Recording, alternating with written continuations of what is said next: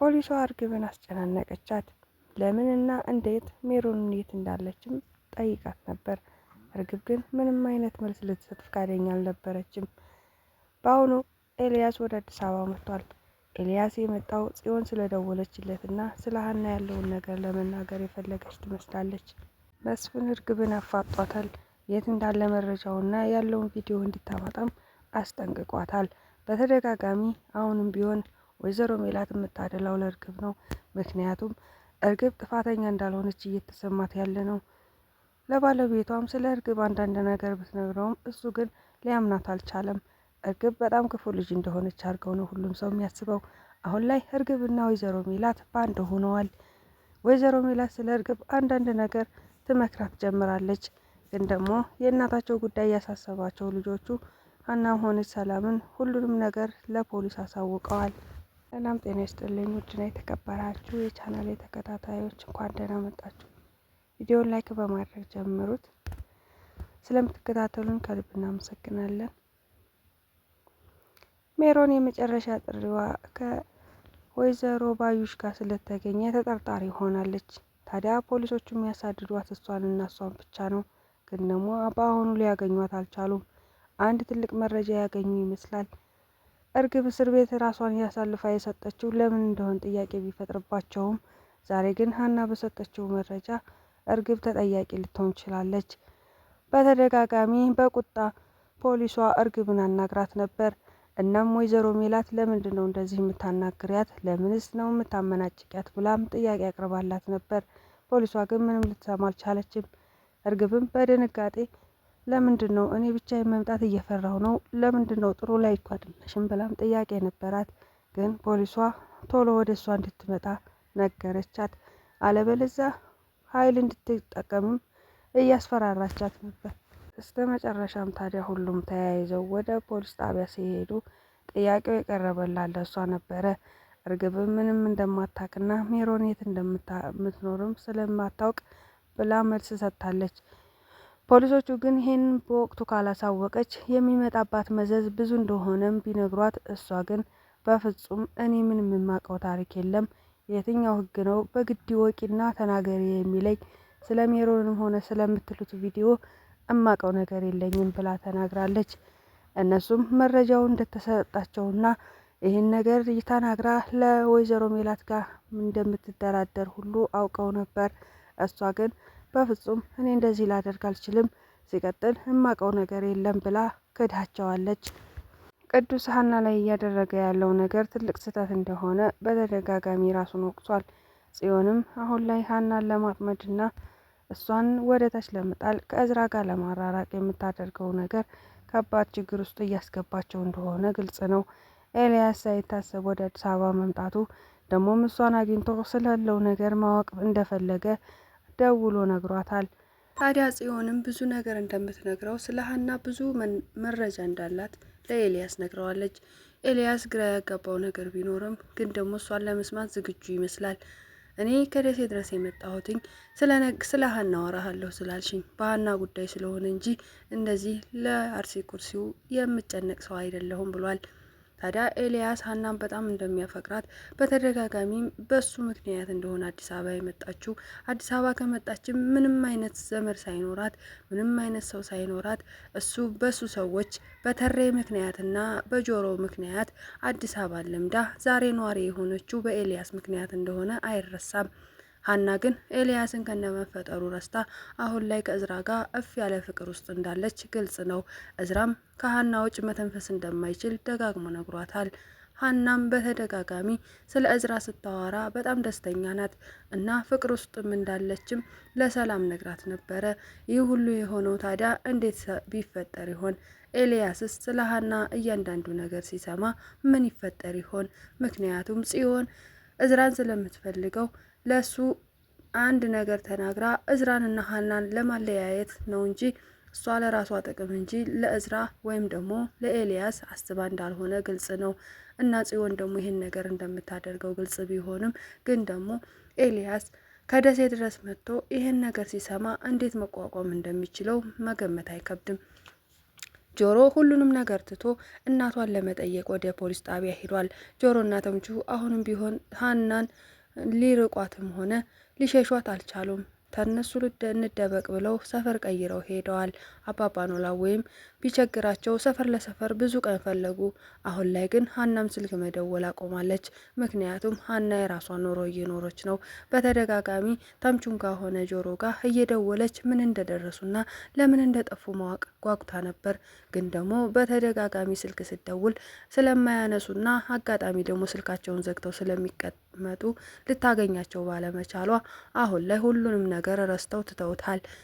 ግን በዛሬው ዕለት ደግሞ በድጋሚ ወይዘሮ ሜላት ጥሩ ሰው ስለሆነችና የሀናም ነገር ስለሚያሳስባቸው የሀናን ጉዳይ ከወይዘሮ ሜላት መስማት ስለፈለጉ ወደዛ አምርተዋል። እነሱም ወደዛ በሄዱ ሰዓት ወይዘሮ ሜላት ስታያቸው በጣም ነበር የደነገጠችው። ያልጠበቋቸው ሰዎች መጥተዋል። እንዴት ናችሁ ብላም ጠየቀቻቸው። እነሱም በጣም ደህና እንደሆኑ እሷ ግን እንዴት እንደሆነችና አሁንም እስር ላይ እንደሆነች ጠየቋት። እሷም እንግዲህ እንደምታዩኝ ነኝ ብላለች።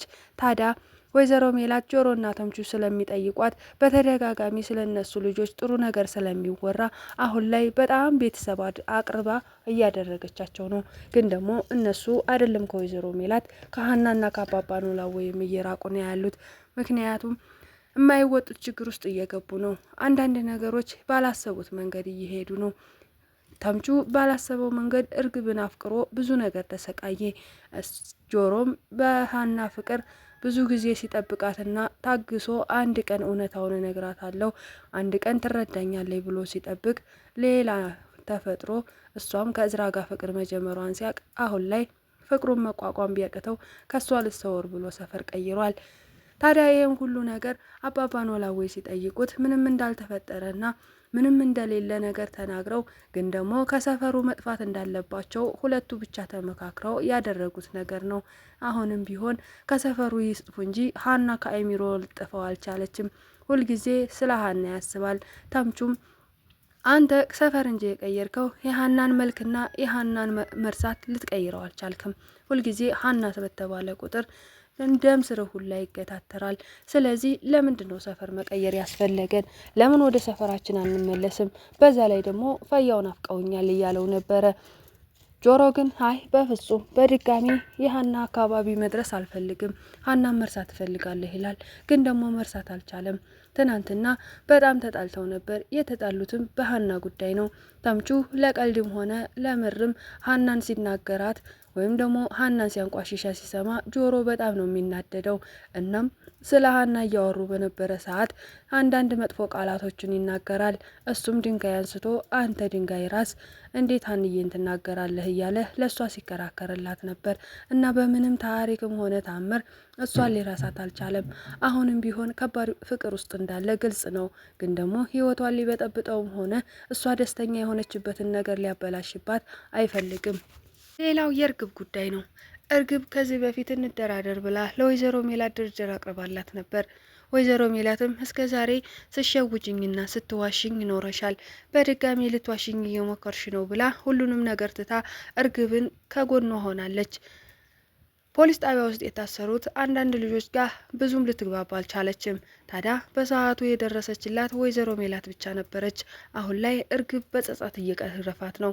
ምክንያቱም ወይዘሮ ሜላትን በጣም ብዙ ነገር በድላታለች። ግን ደግሞ ዛሬ ላይ ወይዘሮ ሜላት ከጎኗ ሆና ህይወቷን ታድጋላታለች። ምህረት እርግብና ምህረት ምንም አይነት ግብቡነት የላትም። ምህረት በጣም ታጋሽ ልጅ አይደለችም። በጣም ከባድና አስተዋይ ስላልሆነች ነገሮችን በሙሉ በድብድብና እንዲሁም ደግሞ በጸብ የሚፈታ ይመስላታል። እና ከእርግብ ጋር ያላግባባቸው ነገር ብዙ ነገር አለ። እርግብም በድርቅነቷ እንዴት ለምን እያለች ከሷ ጋር በጣም ከባድ ችግር ውስጥ ገብታለች። አሁን ላይ ምህረት እርግብን ለመደብደብ ነው የምትጋበዘው። ታዲያ በዚህ ዕለት ወይዘሮ ሜላት ተይ እንጂ ምህረት ብላ እሷን አረጋግታ የእርግብን ህይወት ታድጋላታለች። አለበለዚያ ግን ሰው በተኛበት ተነስታ አንገቷን አንቃ ልትገላት ሞክራለች። ከዚህ በኋላ ማንም ሰው ከኔ በታች እንጂ ከኔ በላይ ሊሆን አይችልም እያለች ምህረት በጉልበቷን እያሳየች ነው። እርግብ በጣም ፈርታና ተጨንቃ ምን አድርጊ ነው የምትይኝ? ለምን አታይኝም ብላለች። ታዲያ ሁልጊዜ በሰቀቀን ኑሮ ነው ያለችው። አሁን ግን ወይዘሮ ሜላ ከጎኗ ስለሆነችና ህይወቷን ድጋሚ ስለታደገችላት በጣም ደስ ብሏታል። እናም ከወይዘሮ ሜላ መለየት አትፈልግም። በውስጧ በጣም በተደጋጋሚ ራሷን ወቅሳለች። የወቀሰችበትን ምክንያት ወይዘሮ ሜላ ጥሩ ሰው በሆነችበት እዛ ቤት እንኳን እሱ ሁሉም ሰው ሲያጥላላኝና ሁሉም ሰው ልጅሽ አይደለችም ሲሏት እሷ አምና ተቀብላ ልጄ ነሽ ብላ ፍቅር ሰጥታኛለች። አሁን ደግሞ ያን ሁሉ በደል ካደረስኩባት በኋላና ከዋሸኋት በኋላ ህይወቴን ታድጋልኛለች። ከላይ ስትታይ ክፉና መጥፎ ሴት ትመስላለች። ወይዘሮ ባዩሽም በተደጋጋሚ ስለሷ መጥፎና ክፉ ሴት ሆና እንደሆነች ትናገር ነበር። ግን ደግሞ እንደ ወይዘሮ ሜላት ደግና እሮሮ ሰው የለም። በተለይ ደግሞ ለልጆቿ ለአመታት የጠፋችባትን ልጅ ፍቅር ለማግኘት ከኔ ብዙ ቀን ተሸጉጣ ነበር። ዛሬ ግን ሁለታችንም አንድ አይነት ቦታ ሆነናል። የምር ወይዘሮ ሜላት ጥሩ ሰው ናት እያለች ነበረ። ዛሬ ግን ፖሊሶቹ በቁጣና ኮስተር ባለ ፊት መታ ነይ እርግብ እንፈልግሻለን ስትላት እርግብ በጣም ፈርታ ነበር። ፖሊስ ምን ሆነሽ ነው እንደዚህ ተቆጥተሽ ነይ የምትይኝ? እንዲህ ተቆጥተሽ ካንቺ ጋር ልመጣ አልችልም። ለምንድን ነው ነይ የምትይኝ? ምን ተፈጥሮ ነው ብላት ነበር። ፖሊሷም ምንም አልተፈጠረም፣ ግን ደግሞ ለብቻሽ ላናግርሽ እፈልጋለሁ ብላታለች። ወይዘሮ ሜላትም ግራ ስለገባት እንዴ ፖሊስ መሆንሽ ነው? አብሬት ልመጣ እችላለሁ። ለምንድን ነው እንደዚህ የምትቆጩ? ምን ተፈጥሮ ነው? አዲስ ነገር አለ እንዴ ብላ ጠይቃት ነበር። ፖሊሷም ምንም አዲስ ነገር እንደሌለና ችግሯ ከእርግብ እንደሆነም ነግራታለች። ወይዘሮ ሜላት ነገሩ ቢያሳስባት እሺ አብረን እንሂድ፣ አብረን እንምጣ ፍቀጅልን ብትላት፣ ፖሊሷ ግን በንዴት በፍጹም የአንቺ ጉዳይ ስላልሆነ እዚሁ ትቆያለሽ፣ እርግብ ተከተይኝ፣ ኃይል እንድጠቀም አታድርጊኝ እያለች እያመነጫጨቀች ወሰደቻት። ታዲያ ከወሰደቻት በኋላ ጥያቄ ያቀርባላት ነበር። ጥያቄውም ወይዘሮ ባዩሽ ገዳይ ሜላት እንዳልሆነችና መረጃ ቪዲዮ እንዳላት እጅ እንዳላት ሜሮንን የመጨረሻ ስልክ እንዳወራቻት ባዩሽን እና ሜሮን የት እንዳለች እንደምታውቅ ነገሯት። እርግብም በፍጹም እኔ ሜሮን የት እንዳለች አላውቅም፣ ደግሞም የምን ቅጅ ነው የምን ሪከርድ ነው የምታወሩት? እኔ ምንም አይነት መረጃ የለኝም። እኔ የመጣሁትኝ ከሰቀቀን ኑሮ እስር ቤት ይሻለኛል ብዬ እንጂ ምንም አይነት መረጃ ኖሮኝ አይደለም ብላለች። ፖሊሷን በስህተት ሀና ያለችው ነገር እውነት ነው፣ አንቺ ይኖርሻል፣ በዛ ላይ ደግሞ ከሜሮን ጋር ጓደኛ እንደሆንሽና ለሁሉም መረጃ እንደምታውቂ እናውቃለን። ስለዚህ ከባድ ችግር ውስጥ እየገባሽ ነው፣ እውነታውን ለኛ መናገር አለብሽ ብለዋታል። እርግብም በፍጹም እኔ አንድም መረጃ የለኝም፣ ምንም አይነት ሪከርድም የለኝም፣ ሜሮን የት እንዳለችም አላውቅም። ስለዚህ የማላውቀውን ነገር ህግ በግድ እንዳውቅ አያስደርገኝም። የመጣውን ነገር ልቀበል ነው ወደዚህ የመጣሁት። ስለዚህ ስለ ሜሮንም ሆነ ስለምታወሩት ቪዲዮ አላውቅም ብላቸዋለች። ፖሊሶቹን በንዴት እርግብ ታይ አሁኑኑ ችግሩን ብትናገሪና ነገሩን ብታቀዩ ይሻላል፣ አለበለዚያ ወደፊት የሚፈጠረውን መገመት አትችይም ብለዋት ነበር። እሷም በፍጹም ምንም አይነት ነገር ከባድ የለም፣ ስለዚህ እማቀው ታሪክ የለም፣ እማቀው እኔ ከባዩሽ ጋር ተባብሬ ወይዘሮ ሜላት ቤት ውስጥ መግባት ብቻ ነው ወንጀሌ፣ ያ ብቻ እንደሆነ ያውቃለሁ። አክስቴ ምን እንደሆነች ባላውቅም ሞታለች፣ ግን ደግሞ ስግብግብና ገንዘብ ወዳድ እንደሆነችም አውቃለሁ። አንዱ ጋር ገንዘብ ተደራድራ ገንዘቡን ክዳቸው ወይም ደግሞ ገንዘቡን ቀምታቸው ሊገሏት እንደሚችሉም መጠርጠር አለብኝ። ስለዚህ አክስቴን በደንብ ነው ማውቃት፣ ገንዘብ ወዳድና ራስ ወዳድ ሴት ነች፣ ለዛም ነው ቶሎ የሞተችው ብላለች። እነሱም ስላልተጠየቅሽው ነገር አትመልሺ፣ የተጠየቅሽውን ብቻ መልሺ፣ ስለ ሜሮንና ስለ ቪዲዮ አምጪ ብለዋት ነበር። እሷም ምንም አይነት መረጃ እንደሌላትና ምንም ማምጣት እንደማትችል ደጋግማ ተናግራለች። ይህ ሁሉ ከሆነ በኋላ ሜሮንን በድጋሚ እየፈለጓት እንደሆነም ግልጽ ነው። ምክንያቱም ፖሊሶቹ ሜሮን ጋር አንድ እውነት እንዳለ ገምተዋል። ከዚህ በፊትም እርግብ ወደ ፖሊስ ጣቢያ ስትመጣ አይ የሆነ ነገር ቢኖር እንጂ እርግብ እንዲህ በቀላሉ ወደ ፖሊስ ጣቢያ ልትመጣ አትችልም። ስለዚህ ወይዘሮ ሜላት የወይዘሮ ባዩሽ ገዳይ ያለመሆኗ ጥርጣሬ ያሳድሮባቸዋል። በእርግጥ ወይዘሮ ሜላት እስር ቤት ያለችው ያለምንም ጥፋት እንደሆነና ጓደኛዋን በማጣቷ በጣም እንዳዘነች ግልጽ ቢሆንም በሰዓቱ ፖሊሶቹ ተጠርጣሪ አድርገው እሷን እስር ቤት እንድትቆይ አድርገዋታል። ሰላም ቅዱስን አስጠንቅቀዋለች። ቅዱስ በሰራው ስራ በጣም ቢጸጸትም ግን ደግሞ ጽዮንን ለማግኘት ሲል ብዙ ነገር ማድረግ እንዳለበት ወይም ደግሞ የሚወዳት ልጅ ምንም ነገር ጠይቃ ከሱ ማጣት እንደሌለባት አውቋል። ስለዚህ አሁን ላይ ይቅርታ ብሎ የላከላትን ቴክስት ለሰላም ስለነገረቻት ሀና ሰላም ደግሞ አይ ጽዮን የሆነ ነገር አድርግልኝ ብለው ከዛ ቅዱስ ተጸጽቶ ይሆናል ይቅርታ ያላት። ያለአንድ ምክንያትማ እሷ ሳታውቀው ዝም ብሎ ይቅርታ ሊላት አይችልም በማለት በጥርጣሬ ቅዱስን አስጠንቅቀዋለች። እህቴ አንድ ነገር ብትሆንና ከእዝራ ጋር አንድ ጸብ አንድ ነገር ቢኖር እመነኝ እገልሃለሁ ብላ ለቅዱስ ነግረዋለች። ሀናም ያንን እንዳደረገች ስላወቀች አንቺ ግን እኮ በጣም ችኩል ነሽ፣ ምናልባት እኮ እሱ ያስቀየመኝ መስሎት ረስቶት ይሆናል፣ ወይም ደግሞ ለሌላ ሰው የላከ መስሎት ለኔ ልኮልኝ ይሆናል። ለምንድን ነው ሰላምዬ ቸኩለሽ የተናገርሽው ብላት ነበር። ሰላም ግን ነገሩ ሁሉ ስለገባት ጽዮን የምትባል ልጅ እሷን እንደጠመደቻትና ከእዝራ ጋር ያላትን ግንኙነት ደስተኛ ስላላደረጋት ስለምታውቅ ነው ይሄን ያደረገችው። እህቷን ማንም ሰው እንዲበድላት ሆነ ማንም ሰው እንዲገፋት አልፈለገችም። ከዚህ በኋላ እኔ ነኝ ልጠብቅሽ የሚገባው ብላም ተናግራለች። ሀናን እኔ ነኝ የምጠብቃት እያለችም በተደጋጋሚ ቃል ገብታለች ለራሷ። ስለዚህ ሀና ሳታውቀው ከጀርባዋ ብዙ ጠላት እንዳለ ሰላም ጠንቅቃ ታውቃለች።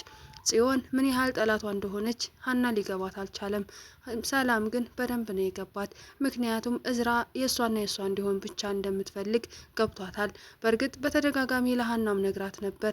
አሁን ግን የሚወዳትን ቅዱስን እየተጠቀመችበት በፍጹም ለእሷ እንደማይሆን እያወቀች እሷ ግን አሁንም ትግሏን ቀጥላለች። ታዲያ የመጨረሻ ጥያቄዋ የኤልያስን ስልክ ቁጥር ማግኘት ነበር። ያንን ደግሞ እሱ አግኝቶላታል። እናም ሲሰጣት በጣም ደስተኛ እንደሆነች ነግሯታል። ይህ ሁሉ ከሆነ በኋላ እዝራና ሀና መጨረሻቸው ምን እንደሚሆን ባይታወቅም ኤልያስ እያንዳንዱ ነገር ልታስረዳው ነው። ታዲያ ጽዮን አሁንም ቢሆን ከእዝራ ጋር ግንኙነቷን ስለማትወድ በተደጋጋሚ ያስጠንቅቀው ነበር። በፍጹም አሁን ላይ ያምናት ይሆናል እዝራ። ምክንያቱም ኤልያስ እሷን እንደሚወዳት ለእዝራ ከነገረውና ደሴ ጓደኛዋ እንደነበረ ካወቀ በጣም ከባድ ችግር ይፈጠራል። ስለዚህ የእዝራና የሀና ፍቅር በዚህ ላይ ሊያቆምም ይችላል። በእርግጥ መጨረሻው እንደማያምር ግልጽ ነው። ምክንያቱም ወይዘሮ ሜላትና የእዝራ አባት ጥሩ ግንኙነት ስለሌላቸው ከዚህ በፊት ከባዩሽ ጋር አብሮ ይሰራ ነበር። ታዲያ የእዝራ አባት የወይዘሮ ባዩሽም ገዳይ እንደሆነ ግልጽ ነው። ሁሉም ነገር ካለፈ በኋላ በእርግጥ አንድ ቀን እውነታው ግልጽ እንደሚሆን ይታወቃል። ወይዘሮ ሜላትም ነጻ እንደምትሆን ይታወቃል። መጨረሻው ይህ ነበር። በሚቀጥለው እስከምንገናኝ ቸር ሰንብቱ።